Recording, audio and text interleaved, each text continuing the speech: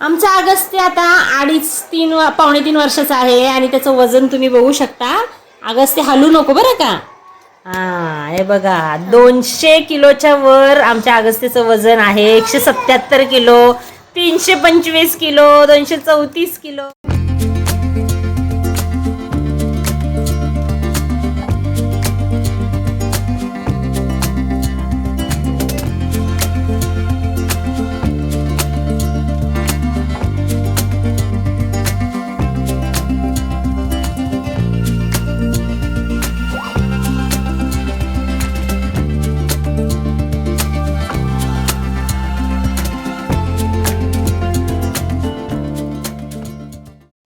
हाय माझ्या लाडक्या मित्रमैत्रिणींना, कसे आहात सगळेजण. आपले सीमाजंडी ब्लॉग्स या चॅनलमध्ये माझ्या सगळ्या लाडक्या मित्रमैत्रिणींचे मनापासून स्वागत करते. तुमच्या सगळ्या लहान मुलांचे शाळेतले जे स्पोर्ट्स डे आहे ते नुकतेच झाले असतील. तसंच माझ्या सुद्धा मुलीच्या शाळेतले जो स्पोर्ट्स डे आहे ना त्याला मी हजेरी लावलेली आहे. कारण ना दरवर्षी तिचे स्पोर्ट्स डे असतो, पण मला काही ना काही म्हणजे कामानिमित्त मला काही जाता येत नव्हतं आणि विशेष करून अगस्त्यमुळे मला जाता येत नव्हतं. गेले 3-4 वर्ष ती ना स्पोर्ट्स डे मध्ये भाग घेत होती, पण मला मात्र जाता येत नव्हतं. ह्यावेळेला ती ड्रिल मध्ये होती आणि अगस्त्यला म्हटलं की जाऊ दे, आता कुठल्याही परिस्थितीमध्ये घेऊन जायचं, कसं तरी ऍडजस्ट करायचं. कारण तिची खूप इच्छा होती की मम्मा तू ये आणि मी आता भाग घेतलेला आहे तर तू ये, तुला यायला पाहिजे. आणि मला सुद्धा वाटत होतं की ती परफॉर्म करताना कशी दिसते, कसं काय काय असतं त्यांचं सगळं आपण बघायला पाहिजे. आणि म्हटलं की नाही चला जाऊ दे, आता किती काही होऊ दे. भरपूर थंडी आहे पुण्यामध्ये, पण तरी पण म्हटलं अगस्त्यला पॅक पूर्ण करून घेऊनच जायचं. आणि सकाळी 7:30 वाजता तिचं ते ड्रिल चालू होणार होतं आणि मला काळजी पडली होती की अगस्त्यला मी कसं एवढं लवकर आवरून घेऊन जाणार आहे. पण काही नाही, म्हणजे आपल्याला खरं तर आहे ना काही गोष्टी होईपर्यंत एवढं टेन्शन असतं ना, पण एकदा त्या गोष्टीमध्ये आपण पडलो ना की ऑटोमॅटिकली सगळ्या गोष्टी व्यवस्थित पार पडतात. आणि तसंच झालं. 7:30 पर्यंत सानवीचं आवरून झालं. म्हणजे 7:30ला तिला पोहोचायचं होतं, त्याच्या आत बरोबर 6:45 पर्यंत मी तिचं सगळं आवरून वगैरे दिलं आणि तिला आणि तिच्या पप्पांना पुढे पाठवलं. आणि म्हटलं मी आणि अगस्त्य ना नंतर मागून रिक्षाने येतो, कारण अगस्त्यचं आवरायचं होतं थोडं खाणं वगैरे. त्याच्यामुळे अगस्त्यला घेऊन नंतर रिक्षाने मी गेले.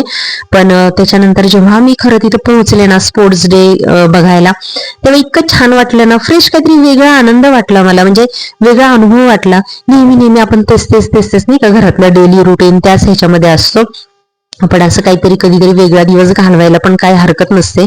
आणि असं लहान मुलांच्या ह्याच्यामध्ये आपण जेव्हा जातो, पार्टिसिपेट जे ते करतात ते बघतो ना, तेव्हा खूप खूप छान वाटतं.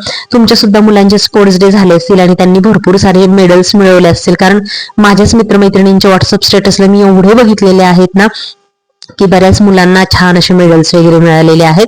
आता आजकाल पहिल्यासारखं राहिलं नाही. आपल्या वेळेला फक्त अभ्यास की अभ्यास आणि एवढं काही बाकीच्या ऍक्टिव्हिटीज मध्ये कधीच आपण कुठल्या नव्हतो. काही अपवाद होते, काही आपल्यापैकी बरेचसे विद्यार्थी वेगवेगळ्या ऍक्टिव्हिटीमध्ये पण असतील, पण शक्यतो एवढं नव्हतं पहिलं त्याचं सगळं ट्रेंड. पण आत्ताच्या काळामध्ये मात्र लहान मुलांच्या प्रत्येक शाळेमध्ये अभ्यासाव्यतिरिक्त इतर ऍक्टिव्हिटी पण तेवढ्याच म्हणजे नाही का इम्पॉर्टन्स दिला जातो त्याला, आणि त्या तेवढ्याच असतात आणि आपली मुलं सुद्धा त्याच्यात भाग घेतात. तर असं मागील काही दिवसापासून आहे ना मी खूप बिझी आहे, म्हणजे इकडं जा तिकडं जा, म्हणजे एकही दिवस माझा ना घरामध्ये नाहीये. सतत कुठे ना कुठेतरी काही ना काहीतरी कामानिमित्त कार्यक्रमानिमित्त मला जायला लागते आणि त्याच्यामुळे ना माझे इतके सारे व्हिडिओ तुम्हाला द्यायचे पेंडिंग होते. तर त्याच्यामुळे म्हटलं की उशिरा का होईना पण जेवढे काही व्हिडिओज आणि माझ्या लाईफमध्ये जे काही घडामोडी घडलेल्या आहेत ते तुमच्याशी शेअर तर मी नक्की करणारच आहे. त्याच्यामुळे ना थोडीशी व्हिडिओ लेट येत आहे, तर ते राग मानून घेऊ नका. सगळे व्हिडिओ तुम्ही नक्की बघा, कारण खूप छान छान गोष्टी मी दाखवलेल्या आहेत आणि इथून पुढे पण शेअर करणार आहे. मागील 8 दिवसापासून फक्त माझं प्रत्येक दिवशी कुठे ना कुठे ते जाणं होत आहे आणि 2-3 दिवसापासून आहे ना तर माझी आणि माझ्या मुलांची तब्येत पण ठीक नाहीये. तर त्याच्यामुळे आता होईल तेवढे सगळे जे काही व्हिडिओज आहेत ना तुमच्याकडे एक एक करून पोहोचतील. ते सगळे व्हिडिओ प्लीज कृपया बघा आणि तेवढंच त्यांना प्रेम द्या, आतापर्यंत जेवढं देत आलाय तेवढं.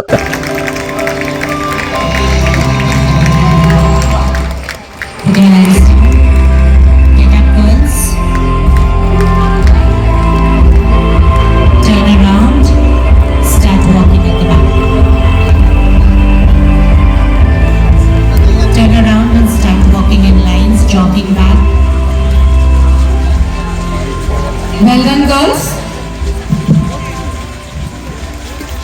Parents, please clap for them.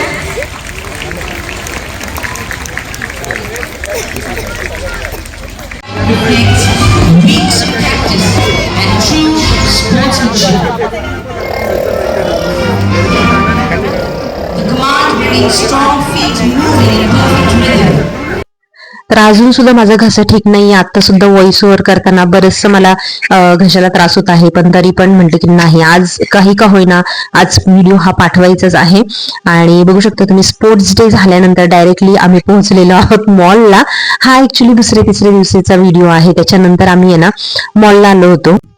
कारण सानवीची जेव्हा एक्झाम चालू होती, 15 दिवस आहे ना, मी तिला कुठंच सोडलं नाही. ऑगस्टात 2-3दा त्याच्यानंतर त्याच्या पप्पांबरोबर मॉलला जाऊन आला. पण प्रत्येक वेळेला सानवीला मी नाही आता जायचं, आपल्याला परीक्षा झाल्यानंतर तुला जे काही करायचे ते कर, असं मी तिला दाबून ठेवलं. आणि फायनली तिची जशी एक्झाम झाली ना, येणाऱ्या सॅटर्डेला ती म्हणाली की नाही मम्मा मला जायचंय. मी म्हणलं ठीक आहे, आता काहीच हरकत नाहीये जायला, एक्झाम वगैरे झालेली आहे, चला आपण जाऊया. मग नेहमीच आमचं जे काही तिचं एक प्ले झोन आहे, तिथे जाऊन आम्ही गेम झोन मध्ये सगळे गेम्स वगैरे खेळलो. कारण मॉलमध्ये ना आता शॉपिंग वगैरे तर विंडो शॉपिंग वगैरे आम्ही काही एवढं जास्त करत नाही. आणि फक्त गेम खेळण्यासाठीच तिथं जायचं, आपल्या मुलांना थोडंसं खेळवायचं. आणि सर्वात महत्वाचं म्हणजे एमएनआर मॉलच्या मागच्या बाजूला छान अशी खाऊ गल्ली आहे. आणि तिथे ना आमचा फेवरेट असं लिट्टी चोखा मिळतो. मला हा फार आवडतो. आम्ही तिथे गेलो ना की मी लिट्टी चोखा घेते आणि सानवीचे पप्पा मोमोज घेतात. आमच्या दोघांचेही हे ना फेवरेट ठरलेले मेनू आहेत. कारण ना मोमोज मुलं पण खातात आणि लिट्टी चोखा पण खातात. आणि लिट्टी चोखा ना मस्त तिथं, म्हणजे एक युनिक रेसिपी आहे ही, आपण घरी बनवू शकत नाही. म्हणजे घरी बनवू शकतो पण हे ना असं भाजायला वगैरे आपल्याकडे त्या पद्धतीच्या काही सोय नाहीये. तर त्याच्यामुळे इथे जाऊन खाल्लं ना खरंच खूप मस्त युनिक ती बिहारी जी टेस्ट आहे ना ती लागते. तर तुम्ही पुण्यात जर राहत असाल ना, मनोरा मॉलला नक्की, आणि त्याच्या मागे जी एक खाऊ गल्ली आहे मागच्या गेटला, तिथे नक्की जाऊन हा लिट्टी चोखा ही जी रेसिपी आहे ना, म्हणजे ही जी डिश आहे ती तुम्ही ट्राय करा. तिथे एक स्टॉल आहे बघा लिट्टी चोखाचा, तर इथे मी तुम्हाला डिटेल्स वगैरे सगळे दाखवलेले आहेत.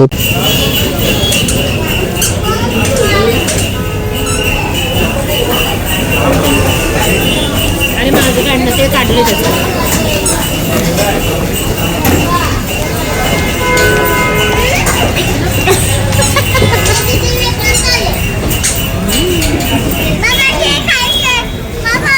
गरम आहे, गरम थांब.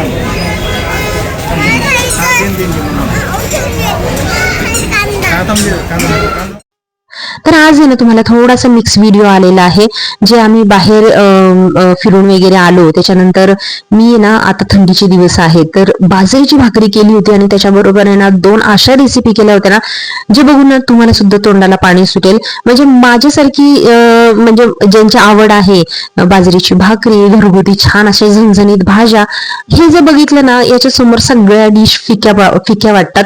तर बघू शकता तुम्ही, ही छान वालपापडीची शेंग आहे ना, ही मी निवडून वगैरे घेत आहे. याला आहे ना अशा शिरा असतात बघा, त्या शिरा प्रॉपरली काढायला लागतात. आणि ह्या ज्या पापड्यांच्या ज्या भाज्या आहेत ना, या थंडीच्या दिवसातच येतात. आणि या दिवसात त्याची जी टेस्ट असते ना, ती खरंच खूप छान असते. आणि सानवी ना वांग वगैरे काय खात नाही. वांग्याची मी काय रेसिपी केली ते तर तुम्हाला दाखवणारच आहे. तर तिला आहे ना वालपापडीची ही जी भाजी आहे ना खूप आवडते. अशी ह्याला घेवड्याची शेंग सुद्धा म्हणतात बघा, वालपापडी पण म्हणतात काही जण, काही घेवड्याची शेंग सुद्धा म्हणतात. स्वामी समर्थांना ही घेवड्याची शेंगीची भाजी खूप प्रिय आहे. आणि मी त्याचा नैवेद्य सुद्धा मी दाखवलं होतं देवाला. आणि वांग्याची काय रेसिपी करणार आहे, ती कुठल्या देवाला प्रिय आहे, हे सगळं मला बघायला मिळेल. आता इथे बघू शकता तुम्ही, वालपापडीची भाजी आहे ना एकदम सोपी आहे. मस्तपैकी तेलामध्ये जिरी मोहरी ची फोडणी द्यायची छान अशी, आणि त्याच्यामध्ये त्या शेंगा टाकायच्या, थोडंसं शेंगदाण्याचं कूट टाकायचा, थोडं तिखट टाकायचं, गूळ टाकायचं. गूळ टाकायला मात्र विसरायचं नाही. थोडीशी गोडसर भाजी खूप छान लागते आणि मस्तपैकी शिजू द्यायची आहे. तर चला आता मी तुम्हाला दाखवते. वांग्याचं ना मी इथं भरीत करणार आहे. मात्र मी वांगी इथं भाजून घेतलेली नाहीये, तर इथं वांगी मी थोडीशी तळून घेतलेली आहेत. कारण नेहमी ना आपण भाजून करतो बघा. आणि अशी ना माझ्याकडे बारकी वांगी होती, आता ही छोटी छोटी वांगी मी कधीपर्यंत भाजत बसू. आणि बारकी वांगी भाजली ना तर ती थोडीशी जळूनच जातात बघा, आतमध्ये गर काहीच उरत नाही. तर त्याच्यामुळे म्हटलं की चला खूप वांगी पडलेली आहे, 10-12 वांगी पडली होती जवळजवळ, आणि म्हटलं तर ह्याचं काय करावं, तर मस्तपैकी आपण भरीतच करूया. तर तळून घेतली छान तेलामध्ये आणि त्याचं देठ काढून अशी मस्तपैकी मॅश करून घेतली. आणि नेहमी आपण जसं वांग्याचं भरीत करताना तसं केलेलं आहे. जिरी मोहरीची फोडणी दिलेली आहे, कांदा छान लाल करून घेतलेला आहे आणि त्याच्यामध्ये हिरव्या मिरचीचा ठेचा, लसणाचा ठेचा टाकलेला आहे आणि मस्तपैकी ते जे वांग्याचं मिश्रण आहे ना ते त्याच्यामध्ये मी टाकलेलं आहे. आता हे ना आमच्या साईडला वांग्याचं भरीत अशा प्रकारे करतात, पण काही काही जणांकडे हा जो कांदा वगैरे आहे ना तो कच्चाच मिक्स केला जातो दही वगैरे टाकून. तशा पद्धतीने सुद्धा मी वांग्याचं भरीत केलेलं आहे, खूप छान लागतं. म्हणजे आपण हे जे वांगी भाजून घेतो ना ते मिश्रणामध्ये वरण सगळं कच्चं टाकायचं, कांदा, हिरवी मिरची, दही वगैरे असं कच्चं टाकायचं, फोडणी द्यायची आणि डायरेक्टली वाढून घ्यायचं. मला वाटतं सातारा साईडला अशा प्रकारे वांग्याचं भरीत केलं जातं. तर तुम्ही जर सातारा वगैरे भागातले असाल किंवा तुम्हाला त्या साईडचं जर माहिती असेल तर मला नक्की सांगा की तशा प्रकारे करतात का. मी एकदा केलं होतं आणि खरंच खूप मस्त लागतं टेस्ट, पण आमच्याकडे अशा पद्धतीने केलं जातं. आणि जसं मी म्हंटल तुम्हाला की घेवड्याच्या शेंगांची भाजी जशी स्वामी समर्थांना प्रिय आहे, तसंच वांग्याचं भरीत आणि बाजरीच्या भाकऱ्या ह्या माझं जे कुलदैवत आहे श्री खंडोबा त्यांचं खरंच खूप खूप म्हणजे फेवरेट आहे. फेवरेट म्हणण्यापेक्षा त्यांना तोच नैवेद्य दाखवला जातो. तर इथे मी जे काही ताट बनवलं ना त्याचा मी दोघांनाही नैवेद्य दाखवला होता. माझे दोन्ही जे प्रिय देव आहेत त्या दोघांचीही फेवरेट भाजी होती. तर इथे मी त्या भाज्या वगैरे सगळ्या करून घेतल्या आणि भाजी वगैरे करता करता थोडस ना ओट्याची साफसफाई करायची. कारण काय होतं ना, आपण सगळं गोंधळ एकत्र घालून बसतो आणि त्याच्यानंतर एवढा ओटा मेसी होतो ना की काहीच म्हणजे आपल्याला नाही का सुधरत नाही. आणि माझं तर तसंच होतं, मला ना सगळा पसारा घेऊन म्हणजे नाही का काम करत बसायची खूप सवय आहे ओट्यावर. पण आता तर हल्ली हल्ली मी ना ती थोडी माझी सवय बदलायचा प्रयत्न करत आहे. म्हणजे स्वयंपाक करता करताच थोडासा ओट्टा आहे ना क्लीन करून घ्यायचा, अशी मी हळूहळू स्वतःला सवय लावून घेत आहे. त्यासोबत दोन्ही माझ्या भाज्या झालेल्या आहेत तिथं आणि मी घेतलेली आहे बाजरीची भाकरी करायला. आता या थंडीच्या दिवसामध्ये बाजरीची भाकरी इतकी मस्त लागते ना, गरम गरम भाकरी त्याच्याबरोबर जी कुठली पण झणझणीत भाजी असेल ना. माझं तर तसं काही नाही, पातळ भाजी, सुकी भाजी कुठलीही असू दे, मला ना भाकरी असेल ना अगदी लोणच्या सोबत किंवा चटणी सोबत सुद्धा मी बाजरीची भाकरी खाऊ शकते. मला एवढ्या भाकऱ्या प्रिय आहेत, म्हणजे खूप आवडतात. ज्वारीची भाकरी, बाजरीची भाकरी, आणि तुमच्यापैकी पण बऱ्याच जणांना आवडत असेल मला माहिती आहे. आणि थंडीच्या दिवसामध्ये तर खूप छान वाटतं भाकरी खायला. आणि शक्यतो आहे ना जेव्हा पण भाकरी बनवताल, आता ज्या कोणी नवीन गृहिणी आहेत किंवा ज्यांना भाकरी व्यवस्थित जमत नाही त्यांना एक छोटीशी टिप देते मी. जेव्हा आपण भाकरीचं पीठ मळतो ना ते छान असं नाही का मळून मळून घ्यायचं. जेव्हा आपण भाकरीचं पीठ छान असं पाणी लावून मळून मळून घेतो ना तेव्हा आपल्या भाकरी अजिबात तुटत नाही आणि खूप छान होतात, मऊ होतात. आणि ज्वारीच्या भाकरीला जर तुम्ही बनवत असाल तर थोडंसं गरम पाणी वापरायचं. तर ह्या 2 टिप तुम्ही नक्की लक्षात ठेवा. तर असो, नेहमी आहे ना मी मोठं जे माझ्याकडे ताट आहे ना त्याच्यामध्ये मी भाकरी करत असते. पण आज म्हटलं चला, मला काय मूड आला काय माहिती, खूप खूप वर्षांनी मी भाकरी जी आहे ना ही पोळपाटावर करत आहे. आणि पोळपाटावर खरंच खूप छान होते भाकरी. फक्त एवढंच की साईडचं जे पीठ आहे ना ते खाली पडतं आणि थोडंसं मेसी होतो आपला ओट्टा, पण काही हरकत नाही. भाकरी आहे ना, लाकडाचा जो पोळपाट असेल ना तो खूप पटपट पटपट फिरते आणि मस्तपैकी गोल होते. आणि शक्यतो मी एवढ्या मोठ्या भाकऱ्या करत नाही, पण आज केल्या. मी म्हणलं की ठीक आहे जाऊ दे, म्हणजे एकदम पण बारीक खाण्यापेक्षा नाही का, म्हणजे एकच मोठी भाकरी खाल्ली की पोट भरून होतं. तर असं इथे बघू शकता तुम्ही मस्तपैकी जी पिठाची बाजू आहे ती वरच्या साईडला करायची आहे आपल्याला आणि त्याला पाणी लावून घ्यायचं आहे. आणि एकदम जास्त पाणी वाळून द्यायचं नाही, थोडंसं मीडियम वाळलं ना पाणी म्हणजे की भाकरी किरवजत नाही, मग पलटी करायची आहे आपल्याला. तर बघू शकता तुम्ही पाणी थोडंसं वाळलं आहे आणि त्याच्यानंतर मग मी भाकरी पलटी केलेली आहे. इथे अजून एक टिप देते तुम्हाला, जर भाकरी चिकटली कधी तर उन्हातलं जे आहे ना ते पाण्यामध्ये बुडवायचं आणि मग भाकरी पलटी करायची आहे. तर त्याच्याने ना भाकरी आपली चिकटत वगैरे नाही आणि पटकन पलटी होऊन जाते. तर बघू शकता तुम्ही पटापट मी त्या दोन्ही भाकऱ्या 2-3 भाकऱ्या करून घेतलेल्या आहेत. सानवीला तर आहे ना सकाळचं थोडंसं चपातीचं पीठ उरलं होतं तर त्याची चपाती दिलेली आहे मी लाटून. पण शक्यतो मी तिला आहे ना अर्धी चपाती आणि अर्धी भाकरी देते, कारण भाकरीचं सुद्धा पोटात जायला पाहिजे. नुसतं चपात्या फक्त गहूच नाही तर बाकीची सगळी धान्य आपल्या पोटात गेली पाहिजे. तर असं बघू शकता तुम्ही, सध्या आहे ना भाकरीचं पीठ माझ्याकडे थोडंच मी दळते, जस्ट एक अर्धा किलोच दळत असते. कारण आता कसं घरातच गिरणी असल्यामुळे ना जास्त मी असं 2-2 किलो वगैरे दळून ठेवत नाही. आपला अर्धा किलो 1 किलो असं दळून ठेवते. आणि एकाच मोठ्या डब्यामध्ये ना मी 2-3 प्रकारचे पीठ आहेत ना अशी छोट्या कॅरी बॅग मध्ये मी बांधून ठेवलेली आहे. म्हणजे डाळीचं पीठ, ज्वारीचं, बाजरीचं पीठ, नाचणीचं पीठ असं एकाच मोठ्या डब्यामध्ये मी बांधून ठेवलेलं आहे. तर इथं माझे छान अशा भाकऱ्या वगैरे तयार झालेल्या आहे. आणि आता ऑलमोस्ट सगळा स्वयंपाक झालेला आहे माझा. सानवीची फक्त एक शेवटची चपाती राहिलेली आहे, तेवढी मी लाटून घेते आणि बस इथं माझा स्वयंपाक झालेला आहे. आणि ओटा वगैरे क्लीन करायचा महत्वाचं म्हणजे काम आहे ना ओटा क्लिनिंगचं. याच्यासाठी मला ना खूप वेळ लागतो. म्हणजे जेवण वगैरे झाली, सगळ्या आपली मुलं आपली झोपाझोपी झाली त्यांची, की मग मी ओटा आवरायला घेते. आणि त्याच्यानंतर मग माझी भांडी लावणं, ओटा पुसणं, ओटा आवरणं हे सगळी कामं चालू असतात. आणि त्याच्यावर ना आमच्या घरामध्ये खरंच मला खूप बोलणे ऐकायला लागतात की मुलं झोपल्यानंतर तू कशाला भांडी वगैरे लावत असते.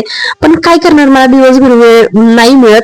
आणि मेन म्हणजे कसं रात्री झोपायच्या अगोदर ओटा साफ करायची खूप सवय लागलेली आहे. कारण मध्यंतरी जेव्हा अगस्तीच्या वेळेला प्रेग्नंट वगैरे होते मी, तेव्हा ओटा साफ न करताच आपलं वेळा वाकडं तसंच पुसून घ्यायचं आणि झोपायचं. तर त्याच्यामुळे ना खूप कॉक्रोचेसचा वगैरे त्रास झाला. आणि 2 वर्ष मला माहिती आहे की मी आता पूर्ण कॉक्रोच एकदम हद्दपार झालेले आहेत घरात. आणि त्याच्यासाठी मी किती कष्ट घेतलेले आहे माझं मला माहिती आहे.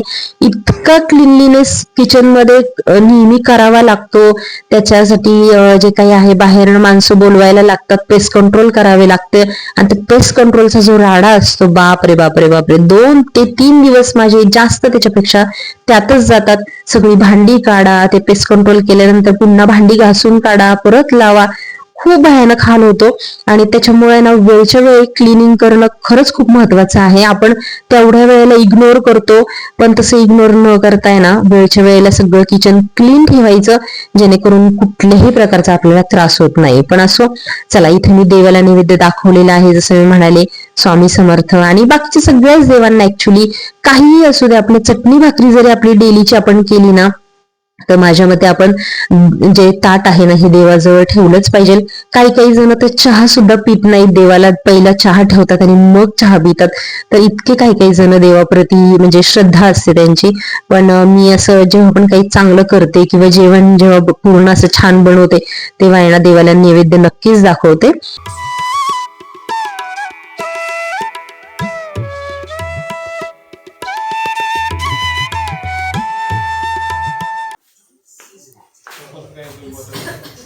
काय खेळतो बाबू? चोर चोर. मला वाटलं सॅन्टा क्लॉज बनलाय तू.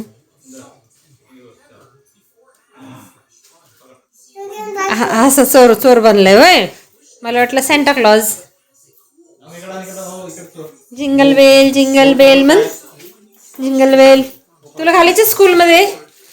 त्याचं dress code red and white आहे अगस्तीचा. Jingle bell jingle bell.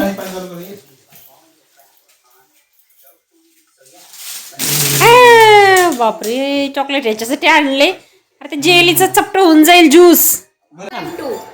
आमचा अगस्ती आता 2.5-3 वर्षाचा आहे आणि त्याचं वजन तुम्ही बघू शकता. अगस्ती हलू नको बरं का. हे बघा 200 किलोच्या वर आमच्या अगस्तीचं वजन आहे. 177 किलो, 325 किलो, 234 किलो. तर बघू शकता आमचा हा इंटरनॅशनल वजनाचा जो काटा आहे त्याच्यावर अगस्तीचं वजन 200 किलोच्या पुढे दाखवत आहे. सानवीचं तर काय सांगता येत नाही किती किलो आहे. आणि सानवीचं आमच्या दात पडलेला आहे. एक 1 मोर खिडकी तयार झालेली आहे.